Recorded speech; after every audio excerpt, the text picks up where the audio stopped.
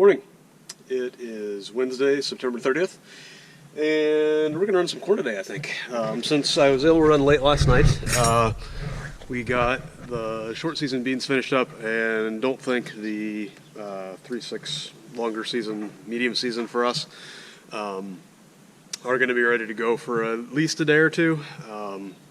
So I think we're going to try to get the drying bin, get a batch going in that, and get it filled up. So probably run at least today and tomorrow morning to get that finished up. Probably we could have it full today most likely, but normally we try not to fill it super fast because it seems like it dries better if you fill it a little bit slow and get the corn up to temperature. I did end up bringing home a few soybeans last night on the combine because the grain cart was mostly full and I wasn't going to get them all in there and didn't want to dribble soybeans all the way down the road if I had to shut off with the auger full. So Dad took the truck to town, and then we'll get the combine and the grain cart loaded off on it. We won't use the truck for corn today, so it can go to town kind of whenever. And basically I need to get the combine blown off a little bit and stuff switched over for corn. There's a few things we have to change on the combine itself, and probably we'll go ahead and do the lubrication and everything on the grain head as well, so that it's ready to go when we switch back to soybeans, in case we decide to do some soybeans tomorrow afternoon. I don't know if there'll be anything ready at that point or not, but it's supposed to be relatively sunny and some wind, I think, both today and tomorrow, so that might get some of those green pods drying down some, or drying down enough that maybe we'll be able to run some soybeans. We'll just kind of have to see how things play out. Time for my favorite part of the day.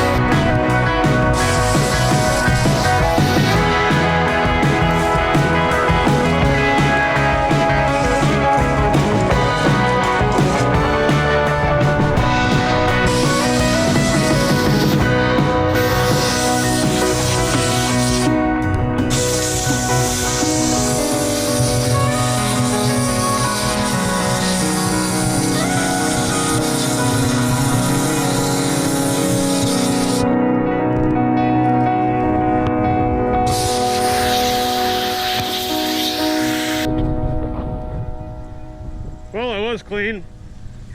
You can see all the stuff that we knocked off the combine, because I think the slab was pretty well cleared off when we started. So a lot of why we do this is to get stuff away from bearings and spots that it collects. If you notice, when I blew off the straw chopper back here, there's a lot of stuff that's all hard. And the reason that is because this got a little bit wet when I was working on the head Sunday, when I had the combine half backed out of the shed. So that's kind of what we're trying to avoid, is stuff that gets hard, or as much as possible, because if you just let it sit there forever, whenever you get rain, it'll solidify. And also to basically look things over, make sure that everything looks right on a daily basis, and also like try to get as much of that stuff that will burn away from the moving parts. And in a lot of cases, that's going to fill back in relatively quickly. However, since we're switching to corn especially, normally there will be a lot less dust. Like, a lot of this dust is just the fuzz off the pods. And soybeans in particular are dirty, and I'm allergic to that stuff, so that's makes this fun too. But apparently the dust mask worked well enough that I'm not sneezing yet. But mostly sort of try to get things cleaned off so that if we do have a bearing go out and get hot or something like that, that there's not a whole bunch of stuff to catch on fire and hopefully not burn the combine up. And in this case, also, since I need to change a bunch of settings, it'll be a lot more pleasant if there's not dust falling in my eyes at every step of the process. Basically, what we need to change, well, we'll start at the front of the combine. So for soybeans and small grain, you have a relatively, or you're trying to have a relatively small crop mat coming up the feeder house. There's a chain that pulls everything across the bottom side of this. There's an adjustment here that basically changes the clearance between the slats on that chain and the floor in the bottom of the feeder house. So for corn, we need to flip that up so that there's more space. So we need to loosen this nut, and then we'll flip this so that this hole is up here on both sides, and then tighten stuff back down. Be ready to go.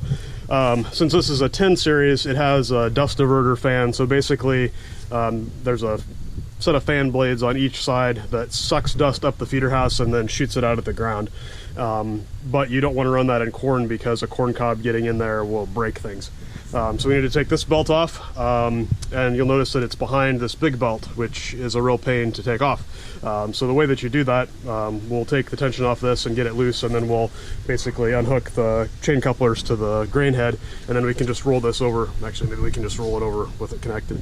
But we'll roll the belt over and basically run this one underneath this, so it kind of mashes in there, but we can get it out without having to take anything loose and then readjust tension. Then the other stuff we need to change is for the chopper. The belt that drives the chopper has two positions, a low speed and a high speed, so we are on the high speed right now, I believe. Yes, that would be correct. So we need to basically take this belt and put it in this set of grooves, which is the smaller pulley up there, which will make the chopper turn slower, and then again not tear up things with cobs coming through. There's also a set of knives here that for soybeans we have those stuck into the residue stream to try to chop up the stems. With corn, you're not ideally taking stalks through the machine. It's just mostly shucks and cobs, or shucks and ears, and the grain goes into the tank and the cobs and the shucks come out the back. And again, basically to not tear that up, we'll pull it back so that those knives are not in the flow. You can kind of see them sticking in the backside there. Then we also need to make a few adjustments on the sieve and chaffer, as well as the pre-cleaner. So any combine is going to have sort of two systems or two purposes. The first one is to thresh, which basically means get the grain either out of the pods or off of the cobs, or whatever plant material holds the grain, depending on what crop you're harvesting. And then the separation, or the cleaning, part of it is basically getting the grain that you want separated out from the pods and the stems and the leaves and the cobs and all of the stuff that you don't want. So that's what all of this stuff back here is. Basically, you blow air through that so that it blows light stuff out and the grain falls down, and eventually, depending on how this is all set, that funnels into the clean grain auger and then ends up in the grain tank. So depending on the seed that you're harvesting, you change the angle on all of these louvers, which changes the size of stuff that can drop through, and to a lesser extent some airflow also. But the main thing with corn especially is that pre-cleaner, basically you sort of adjust it on a coarse level to a small size so that a lot of the volume falls straight out there, and then you have a lot less stuff going over your main cleaning area back here, so that you can get a nice clean sample and all of the grain into the grain tank. Corn head is on, grain tank is empty. We got a couple things to get tied down with these hoses for the corn reel, which we don't really need, but is on the head anyway. And then we'll be yarding some corn. Got the first hopper load of corn going on the wagon. Just took one round off the end rows, so we're gonna get the combine empty here and then go take off the other 24 rows, or the other 12 rows rather. We're a little under 19% moisture average so far. I'm guessing once we get out in the middle where it was the fall fungicide, it'll be a little bit wetter than that. But I think we're 20 or a little less, hopefully. And yield seems to be good, so good things.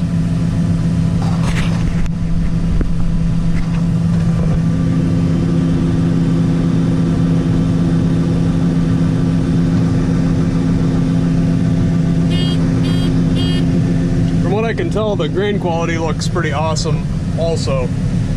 This particular hybrid has a tendency for the ears to not tip down, and if it gets rained on, can start kind of getting some rot or even sprouting the kernels at the bottom of the ear. But it looks pretty good from what I can tell looking at it through the window. Taking off the last indro pass on this end. Things are looking good.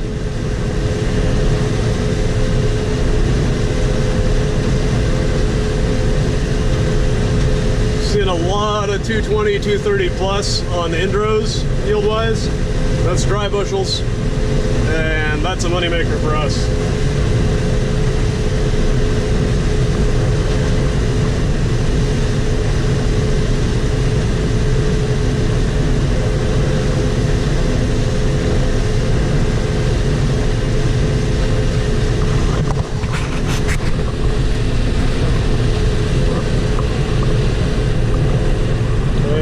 One set indros. Well, I had to give up combine duties since we're loading into the bins, and quite a bit of grain with the corn, more volume than beans by far. Guy's running the combine so that he doesn't have to jump in and out of the tractor a whole bunch of times. So we're running a wagon to the other end of the field, and then we got to get another empty at this end and have the full one that was in the shot a minute ago there to get dumped.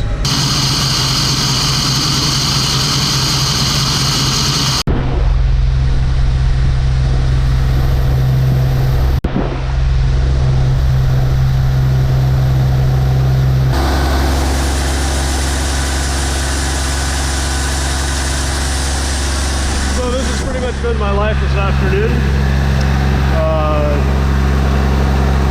Keep the auger full but not too full, and run wagons back and forth to the field. Things are going fairly smoothly. I guess we decided that since it's coming out 20 or just over and it's fairly warm and dry right now, ambient temperature wise, we're just running the fan so far, and I think we are going to go ahead and fill the bin. So we've got maybe, I would say 6,500 bushels in it. It's a 10,000 bushel bin, but won't actually hold 10,000 with this curator, especially at 20 or 21% moisture. We'll probably get it fairly full tonight. I don't know if we will get it all the way full.